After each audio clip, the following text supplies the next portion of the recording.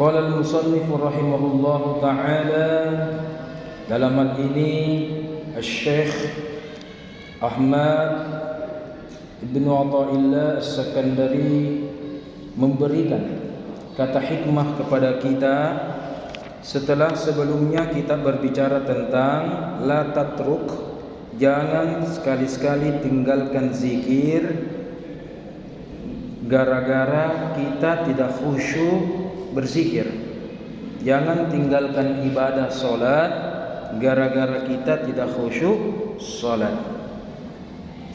Karena ketika kita masih lalai dalam berzikir, itu lebih baik daripada kita sama sekali tidak mau berzikir. Daripada kita masih lebih baik kita tidak khusyuk dalam solat daripada kita tidak mau mendirikan solat. Kemudian kata hikmah berikutnya, di sini ada harapan dari Ibnu Athaillah kepada murid-muridnya, termasuk kita semua. Ia mengatakan, fa'asahu, semoga dia. Siapa dimaksud dia ini? Itu tadi ada orang berzikir tetapi takallupa, lalai. Di sini dikatakan fa'asahu, semoga dia yang berzikir itu ayyar fa'aka, min dzikri ma'a wujudi ghafla ila dzikrin ma'a wujudil yaqadhah.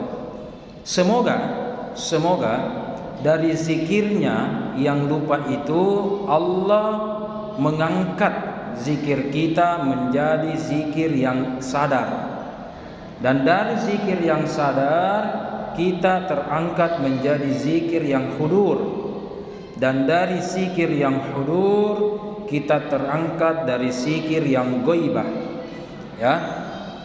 dan seterusnya.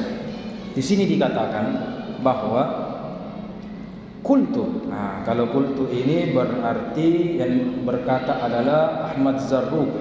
Walau lam takun laka muqaddimah dzikrin. Engkau tidak bisa meraih manfaatnya zikir kalau tidak mengawali muqaddimah dari zikir. Apa itu muqaddimah zikir? Melakukan zikir. Sebelum kita mendapatkan buah dan manisnya zikir itu, tadi kita bicara hudur, kita bicara ghaibah, kita bicara khusyuk, salat dan berzikir kepada Allah. Sebelum dapat hasilnya dulu itu, kita tanam dulu bibitnya. Bibitnya itu apa? Lakukan dulu. Sebelum kita dapat buah lengkeng, rambutan, langsat dan seterusnya, kita dulu menanam. Kita tidak mampu memetiknya, kecuali kita beli langsung, tanpa tanam, beli. Tapi di sini diberikan contoh, sebuah biji tidak mungkin kita dapat buahnya kalau biji tersebut kita tidak tanam. Salah satu cara tanam biji itu adalah lakukan dulu, baru dapat hasilnya. Memang ada orang yang berkata, apalagi kemarin ini nuansa Isra Miraj, betapa banyak katanya orang yang sholat tapi maksiat. Benar. Bagusnya apa? Sholatnya jalan, berhenti maksiat, itu paling bagus, Utslu ma uhiya ilaika minal kitabi wa aqimis shalah innas sholata tanha, mencegah. Itu yang paling bagus. Tetapi tidak salah juga kalau ada orang tetap sholat, tetap maksiat, cuma nanti harus dia tingkatkan dan bertobat dan kemampuannya itu diperbaiki. Tidak salah juga ada orang rajin berzikir, baru dia bermaksiat, rajin sholat berjamaah, rajin tahajud bermaksiat, tidak salah sholatnya, tidak salah. Yang harus dia tingkatkan adalah keimanan, keyakinan dan akidahnya, dan caranya dia harus tingkatkan. Di sini ada harapan dari Ibnu Athaillah. Semoga ketika kita berzikir, ketika kita sholat, karena sholat itu memiliki magnet berkah yang besar, siapa tahu terbuka itu pintu. Zikir itu sesuatu yang luar biasa besar, ketika kita walaupun kita tidak khusyuk, rajin berzikir, terbuka itu pintu. Ya, tapi bagaimana caranya terbuka itu pintu kalau tidak mau sholat, tidak mau berzikir, nanti ini Ramadan tidak mau puasa. Oke? Jalan puasanya, jalan gosipnya, jalan puasanya, jalan juga dustanya. Oke. Tetapi betul, kita dulu lakukan itu, siapa tahu Allah bukakan berkahnya itu. Ya, kita lakukan dulu berkahnya. Di sini dikatakan bahwa di situ semua ada tingkatan-tingkatannya. Maka Allah berfirman, "Fadhkuruni azkurukum." Wahai sekalian umat manusia, hamba Allah, ingatlah aku, maka aku akan ingat engkau. Di sini dikatakan, Masya Allah, luar biasa itu kalau seorang hamba diingat majikannya. Jadi kita kan hamba semua ini ya, Abdul. Ahmad Zarruq di sini memberikan informasi bahwa betapa hebatnya seorang hamba kalau diingat sama majikannya. Rakyat biasa diingat sama presiden, bagaimana? Oke? Anak yatim piatu kalau diingat seorang presiden, bagaimana? Oke? Apakah dapat gaji, dapat bulanan, dapat jabatan, dapat tunjangan, minimal dapat THR setiap tahun atau apa? Kalau diingat, ya, kalau ingat. Nah, di sini dikatakan luar biasa firman Allah. Ingatlah aku dulu. Ingatlah dulu aku. Baru saya kasih timbal balik. Terkadang biasa dibalik ke jamaah. Tidak nak ingat ke Allah. Selama ini kita ingat ke Allah, ya kan? Misalkan ini dapat musibah, kecelakaan, pacoba, nak lupa ke Allah, nak lupa ke ini. Kenapa begini? Padahal solat kumi, apa kumi dan seterusnya. Tunggu dulu. Di sini dikatakan, ya, siapa yang mengingat aku dalam keadaan bahagia, maka aku diingat dia dalam keadaan sengsara. Biasa kita apa? Tak balik ya. Ada orang ingat Allah dapat ujian. Oke, memang enak itu. Kalau dapat ujian sambil menangis, enak. Tetapi hati-hati, menangisnya ini bukan mungkin karena taubat, bukan karena kangen, mahabbah, cinta kepada Allah. Kenapa? Karena kena musibah, sakiti orang tuanya, kena kecelakaan, sakiti dirinya, sakiti anaknya, ya kan? Oke, ya, menangis kianunya sehingga menangis togiko dan tidak tega. Berarti dia menangis karena apa? Menangis karena Allah? Belum tentu. Tapi sudah bagus, menangis sudah bagus. Di sini dikatakan tidak salah, tapi kita bicara mau meningkatkan.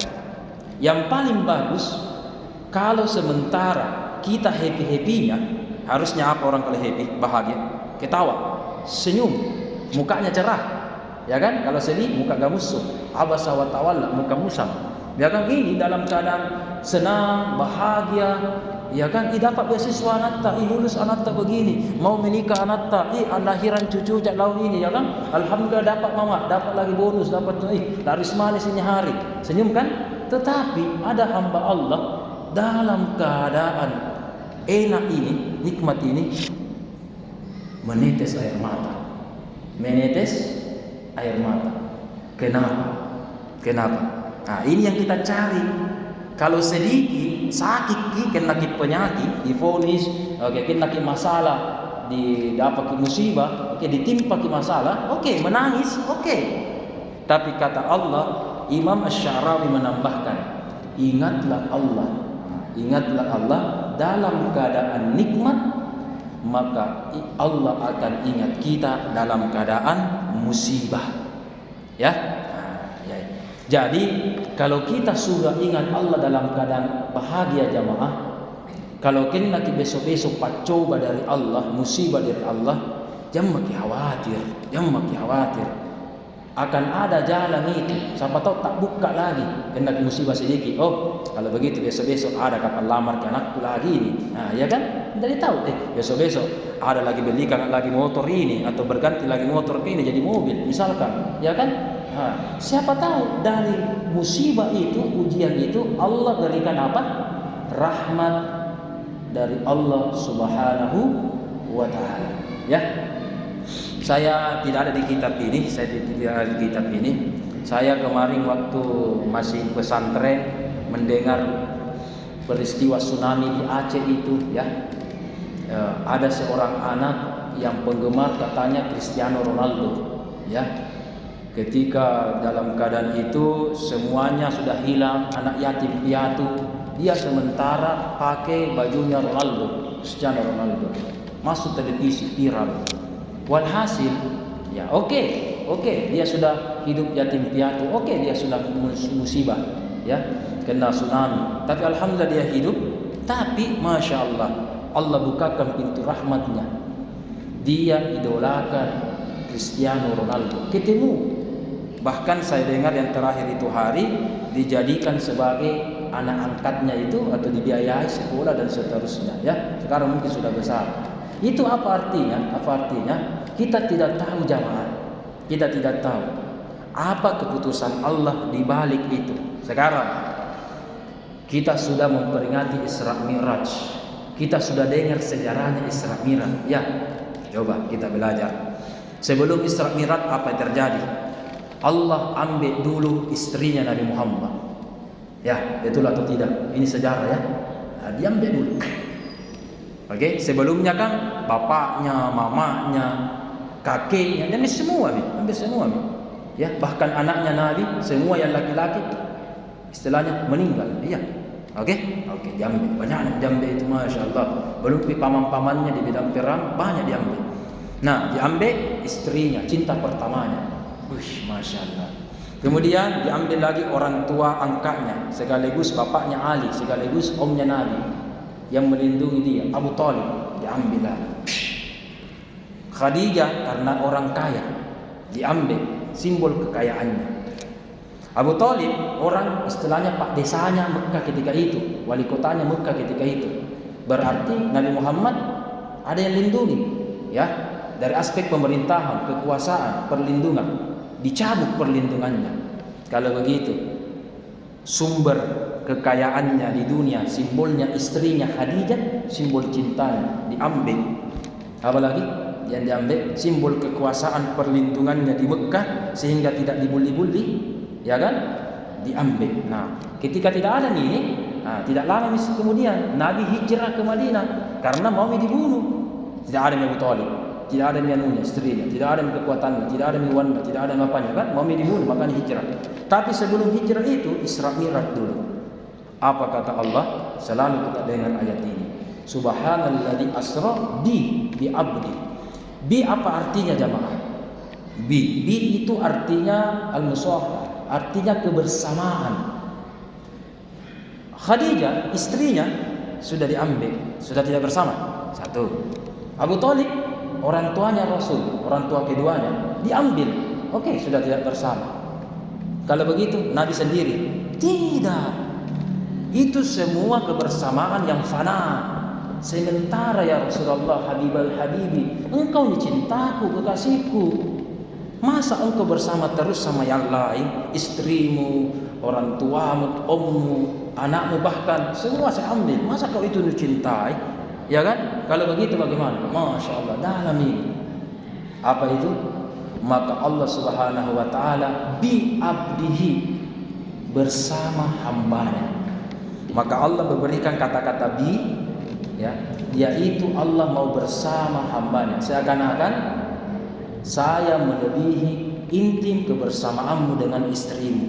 Saya melebihi perlindungan dari orang tuamu, pamanmu, Abu Talib. Ya, kalau begitu sini ke pangkuan saya mau ajari, mau saya didik, mau perlihatkan dan seterusnya. Ya, maka hikmahnya apa? Hikmahnya adalah bagaimana kita bersama Allah Subhanahu. Kalau begitu, solat intinya bersama Allah. Ustaz, bersama Pak Imam, betul. Itu solat sahir bersama Pak Imam. Pak Haji di sampingku, betul. Solat sahir, betul. Kita kemarin sudah belajar zikir sahir, zikir batin, Isra Mi'raj, ya, yang mana zikir solat Isra Yang zahir, yang mana syariat, yang mana batin. Nah, kebersamaan Allah itulah kita kunjungi ketika kita beribadah kepada Allah Subhanahu wa taala. Istilahnya kita mau telepon Allah, rindu-rindu ke kurasa. Ya biasa anak di pesantren, merantau, sudah di luar, menikah, cucu tak rindu-rindu ki, ya kan? Kita biasa video call, cu, kenapa gitu? Ya kan rindu-rindu ki. Kenapa setiap hari kita menelpon kakek, mama kenapa setiap hari kita tidak rindu-rindu kana? Ya kan? Nah, hati ini yatim piatu, ya kan? Maka rindu kepada siapa? Sosok Allah di dalam hati kita. Untuk mempertemukan tali itu bagaimana? Kita sholat dan seterusnya, ya. Masya Allah. Untuk itu kita lanjut lagi. Di sini dikatakan, kata hikmahnya, betapa bahagianya seorang hamba, ya, ketika dia, ya, diberikan petunjuk, wahadahu, diberikan petunjuk, warahamahu, disayangi oleh tuannya, oke? Wa awahu, diberikan perlindungan oleh tuannya, diberikan kasih sayang, diberikan rezeki oleh tuannya. Itu enak sekali itu seorang hamba, ya, seorang hamba. Saya dulu 2 minggu yang lalu sempat ngobrol-ngobrol dengan seseorang. Gembiranya itu orang nih. Dia cerita, kenapa ke saudara? Ini yang punya rumah di Papua tinggal, semua satu keluarga. Kan banyak itu di Makassar, apalagi di Jakarta, rumah-rumah bertingkat besar, mewah, ya, oke. Yang punya orang luar, orang Jakarta kah, orang Papua kah, ya kan, yang punya tambang emas, freeport dan seterusnya, oke. Baik dia Muslim atau bukan. Terus kosong ini tidak. Terus kenapa laki-laki bahagia? Bahagia pembantunya. Bahagia pembantunya. Kenapa? Kenapa saudara? Itu hari belum saya mengerti. Kenapa? Saudara, ini Ustaz, ini berapa pembantunya di sini? 2, belum lagi sopirnya, apanya. Coba lihat. Semua fasilitas ini, rumahnya mungkin lebih besar daripada masjid ini. Ya kan? Rumah lagi seperti ini luar biasa. Rumahnya lebih besar daripada sini. Coba kita lihat jalan-jalan di daerah Hertaslim, Boulevard, itu perumahan-perumahan elit yang pinggir jalan, ya kan? Kita lihat itu sunyi-sunyi. Beda itu daerah saya di utara, rumahnya peta-peta, ya kan, 3x4, 2x2, tapi anaknya 7, ya kan? Itu pun kontrakan. Satu kali kebakaran beberapa tahun yang lalu 300 rumah langsung habis, ya kan? Nauzubillah. Itu hari awal-awal 2000-an. Ini rumahnya besar sekali, yang tinggal Ustaz 3 orang, 4 orang. Siapa? Pembantunya semua. Fasilitasnya mau tidur di mana, mau apa dan seterusnya, tidak bayar listrik, empuknya apa, ada mobil disiapkan, dia mami yang atur kan, tak tahu majikannya atau tidak. Tetapi walaupun bahagia, dia kan seorang pembantu. Ya, biar bagaimana bahaya, dia pembantu. Tetapi di satu sisi, ya, dia seorang dibiayai sama majikannya. Ya, kalau kita lihat statusnya, ya biar kita miskin, yang penting wanita sendiri, itu satu sisi. Tapi satu sisi, ya, walaupun dia kasih ART atau seorang supir, seorang cleaning service menyapu-nyapu dan bikin, ya kan, bisa saja dia selfie. Hai guys, alhamdulillah sekarang di hadapan mobilnya kah, di hadapan mobil majikannya kah, di hadapan guci yang besarnya majikannya kah, wallahu alam. Tetapi itu artinya apa? Dibiayai. Ini saja, umpama saja ini ada asisten rumah tangga, ada cleaning service yang tinggal dan dibiayai, disuplai sama majikannya, oke? Dengan fasilitas yang rumah misalkan 20x20 meter, berapa itu, belum lagi halamannya dan seterusnya. Masya Allah, betapa enaknya kehidupannya. Itu hamba dari seorang majikan di dunia. Sekarang majikan kita yang paling hakiki adalah Allah. Kalau kita menghambakan di hadapan Allah, buruk baiknya di hadapan Allah kita terima, maka apa yang terjadi? Itu lebih utama. Saya itu hari pernah melihat langsung guru tapak kiai. Ditanya, saya itu hari bertiga. Ada seorang bapak-bapak yang bertanya sama Pak Kiai, cukupkah saya sholat saja selamat? Nabi bilang, guru tidak cukup, tidak cukup, tidak cukup. Kenapa? Kalau sholat saja gampang sekali itu, gampang sekali. Tetapi engkau harus tingkatkan dirimu menjadi orang yang bertakwa. Dan salah satu ciri dari orang yang bertakwa adalah apapun yang Allah takdirkan kepada engkau, ya, Anda terima. Perintah lakukan, larangan jauhi. Apalagi musibah sabar, dapat nikmat bersyukur. Jadi apapun dari hamba Allah, dari Tuhan ini, dari Allah kepada hambanya, lakoni, itulah kunci keselamatan dunia akhirat.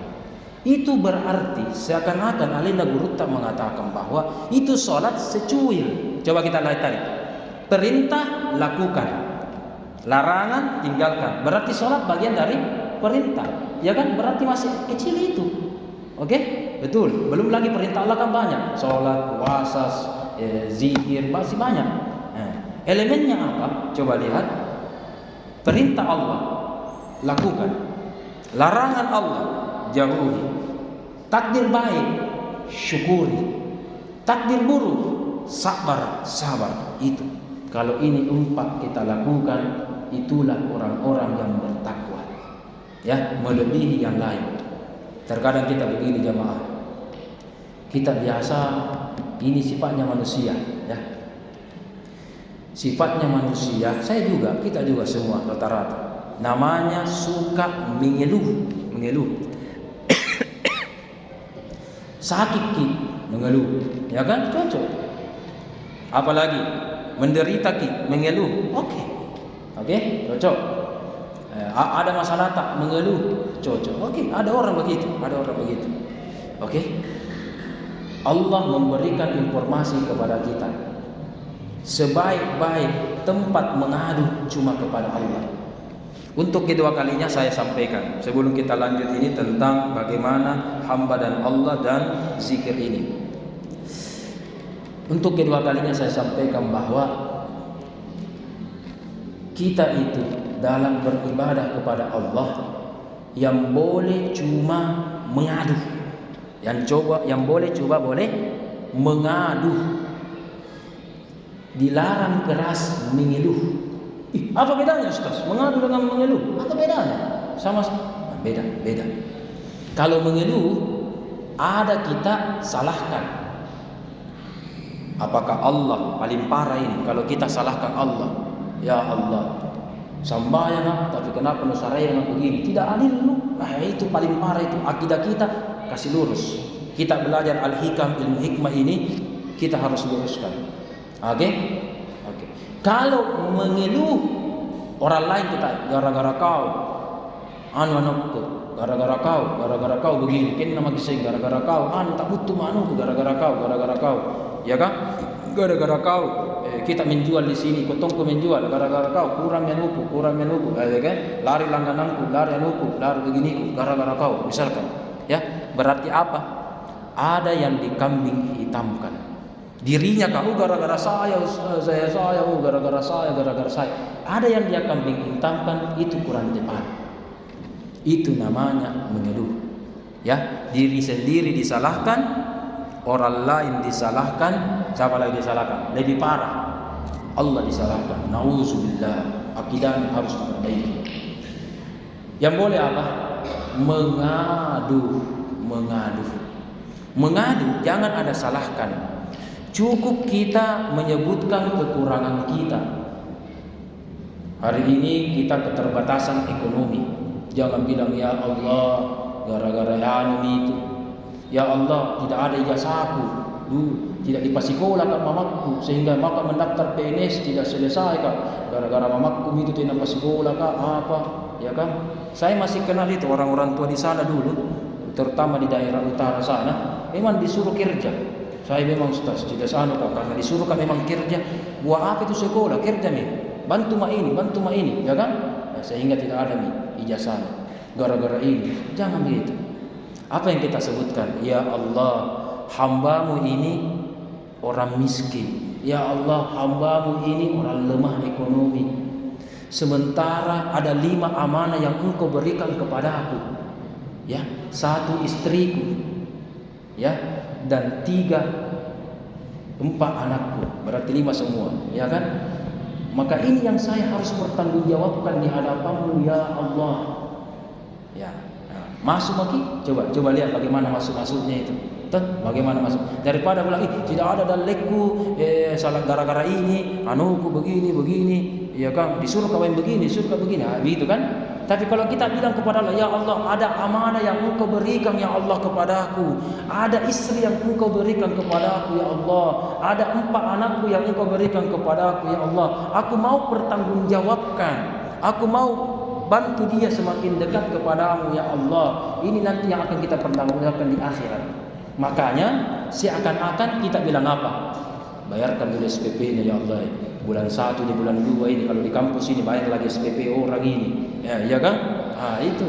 Ya Allah, anu lagi nih akhir bulan tua lagi nih, tanggal tua ini ya Allah. Ya kan? Dan seterusnya. Begitu. Itu kasarnya. Tapi ketika kita berdoa semakin halus, Masya Allah, semakin baik itu jamaah. Ini saya lihat yang dialami oleh orang Mesir. Saya pernah berguru langsung kepada Syekh Ali Farraj di kampus 1 kemarin.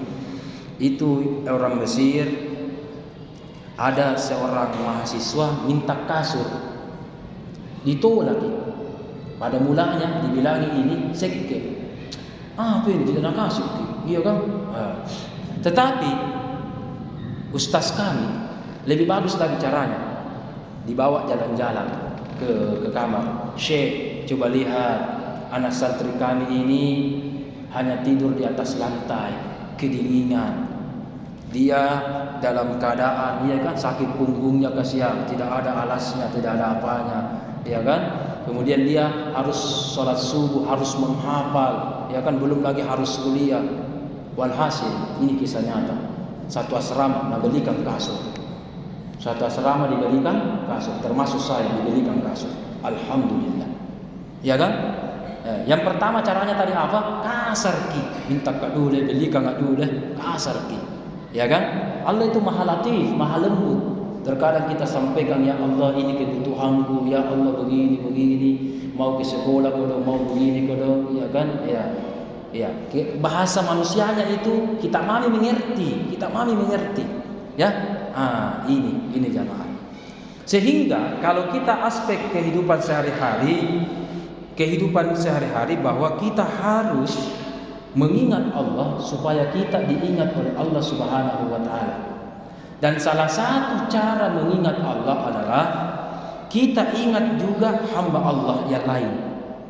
Makanya Allah berfirman, wallahu hadis qudsi, ya, hadis Nabi. Wallahu fi auni al-abdi ma kana al-abdu fi auni akhihi. Ya, kalau kita mau ditolong sama Allah, bagaimana caranya? Tolong dulu hambanya. Ya, tolong dulu hambanya. Betul kan? Makanya kita tolong orang supaya dapat pertolongan Allah, ya kan? Kita ingat hambanya Allah. Siapa yang membantu Allah, maka dia dibantu Allah. Ini perkataan hikmah. Ini pusing kita ini jamaah. Kalau kata hikmah ini berkata begini, siapa yang membantu Allah, dia dibantu Allah. Maksudnya apa ini? Masuk lagi ini kata hikmah. Siapa yang membantu Allah, maka dia akan ditolong sama Allah. Apa ayatnya? In tansurullah yansurukum. Itu ayatnya. Ya, ayat ini bukan lagi bilang sahih atau dhaif. Apa ini ayat? Apa artinya? Banyak pemahamannya. Ada maknanya tolongi agamanya Allah, tolongi Allah. Satu. Ada juga maknanya tolong hambanya, maka Allah akan tolong. Kenapa hambanya ditolong? Hamba jadi tolong ini para kita. Jadi bukan Allah ini, bukan Allah. Ya, bukan Allah. Saya tolong irham. Saya tolong, Anda tolong irham. Irham kan bukan Allah. Ya kan, cocok. Tetapi siapa yang menciptakan ini? Ya, jawabannya Allah. Berarti kalau kita bantu ini, anak tak dibantu. Ya, apa yang terjadi? Apa yang terjadi kalau anak tak dibantu? Pita orang tua gembira, gembira. Itu ada hari kedong, itu hari memang anak ini hafal Al-Quran 30 juz. Seniornya di semester 5 sekarang, alhamdulillah. Itu hari kami tes, hafalannya 30 juz dan lancar. Ya, dan lancar hafalannya. Walhasil alhamdulillah anak ini dapat beasiswa. Bayangkan di kedokteran di UIN dapat beasiswa sampai tamat 4 tahun bebas SPP. Ya. Walhasil singkat cerita, entah mengapa saya dengar dari orang tuanya, entah dari temannya dari apa, sampai di telinga saya, Ustaz, itu mamanya si Anu. Siapa mamanya siapa? Waktu saya sudah ajar ya, sudah lama ini cerita. Kemudian, aku kenal. Ada anaknya ini. Siapa itu anaknya? Oh ini. Oh iya, kenapa? Itu hari pernah saya dengar Ustaz. Katanya mau datang ke rumah tak? Jangan datang ke rumahku. Iya kan? Saya ini bukan kenalan, bukan apa. Saya kasihkan lolos karena memang hafalan tak bagus. Dapat beasiswa memang layak. Ada beda Ustaz. Besok-besok kalau ada acara tak tanya ke dia. Atau acara akikah kah, naik rumah kah, atau ada saudara tak menikah kah, atau apakah. Mau sekali katanya kita, tidak, saya tidak kenal. Tapi karena kita, itu ya, kita bantu tapi secara yang baik ya. Kita bantu anaknya, ternyata orang tuanya juga bahagia, begitu. Oke? Begitu pula hamba. Ketika seorang hamba ditolong, Allah majikan kita merasa juga terbantu.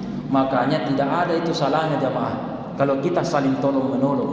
Ya, sekarang ada Pak RT, ada Pak Lurah, Pak RW. Tapi ingat juga, terkadang tolong menolong kita juga harus tahu diri. Ya, oke. Sekarang kita bahas sedikit gratifikasi atau sogo dengan hadiah. Beda tipis. Kalau saya seorang RT, maaf, dari Pak RT di sini. Baru-baru sekarang RT itu ada RW, ada, alhamdulillah. Kalau saya seorang RT atau RW memasang tarif, saya bantu Anda. Tapi ada tarifnya. Kalau urus KTP begini, sekian, kakak sekian. Ya, mau cepat sekian, mau lama sekian, ada tarifnya. Tertulis kah atau apakah, ada tarif khususnya. Itu yang kurang tepat, tidak bagus. Tapi kebalikan, dibalik ini. Saya mau urus KTP, di situ perbatasannya itu kakak Goa, ya kan?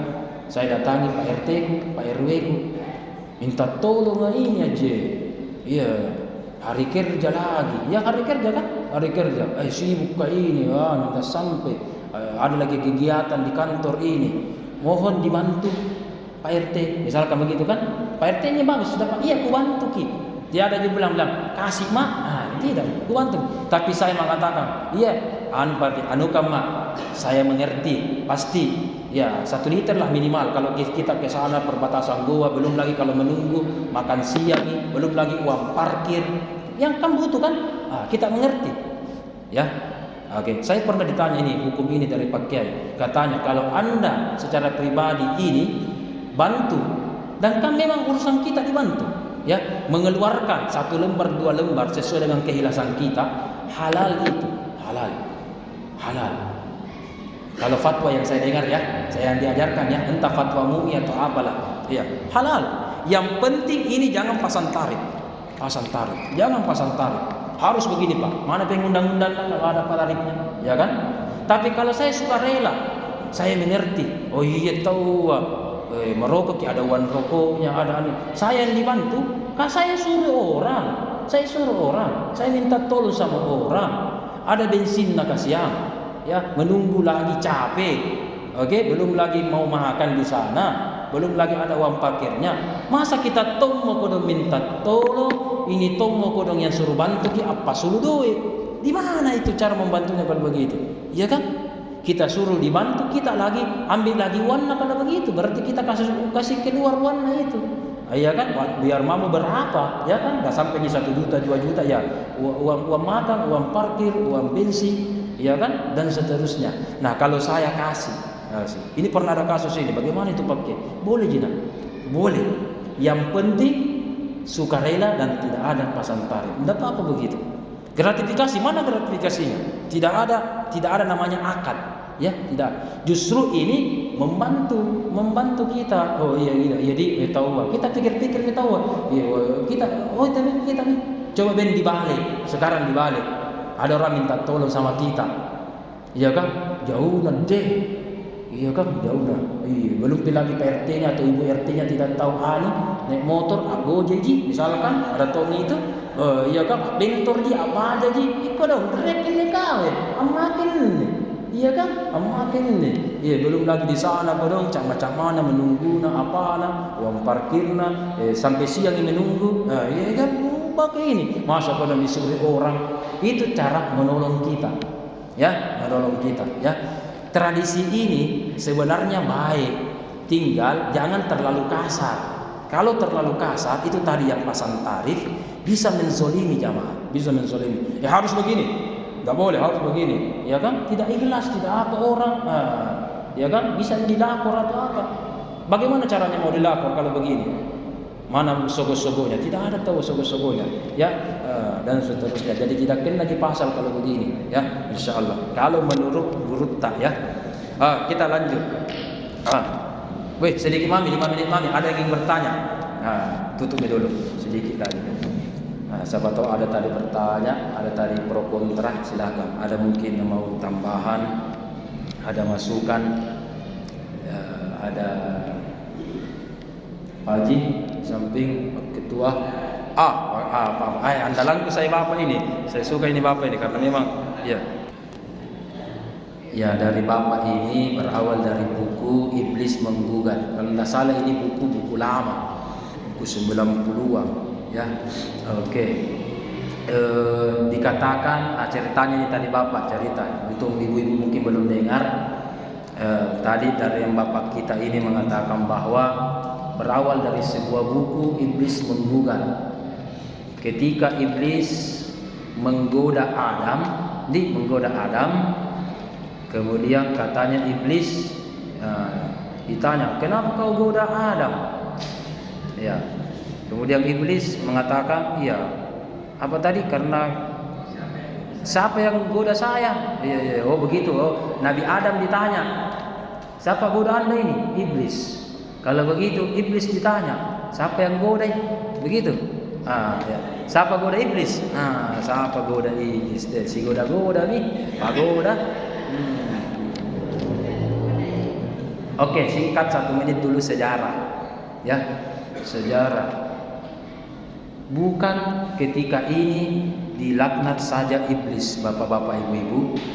Pertama kalinya dilaknat dan digugat iblis itu ketika sebelum terjadi makam buah khuldi. Ya, makam buah khuldi itu dilaknat memang. Buku itu sebenarnya menarik dibaca sampai tuntas, bapak-bapak. Kenapa?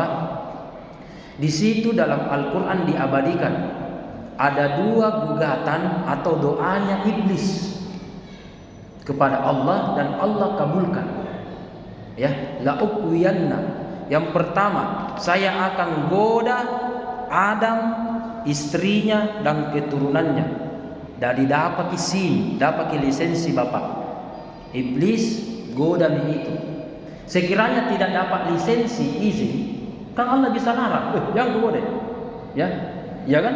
Yang kau gode, kalau nu gode, ku bunuh kau. Kan? Ku cilakai ki. Tidak kan? Tidak. Kalau begitu kasih izin untuk memeriksa, untuk menggoda. 1. Gugatannya dulu yang pertama. Ini gugatan pertama. Sebelum itu, gugatan yang kedua adalah iblis minta panjang umur, malampe umurna, panjang umurna. Sampai kapan iblis? Sampai yaumul kiamat. Saya mau kiamat ditawa. Meninggal di semua manusia, baru meninggal Tommy. Nah, oke. Tetapi bukan iblis makhluk yang terakhir meninggal, tidak. Dalam kitabnya Al-Ghazali dikatakan makhluk yang terakhir meninggal adalah malaikat maut. Ya, malaikat maut.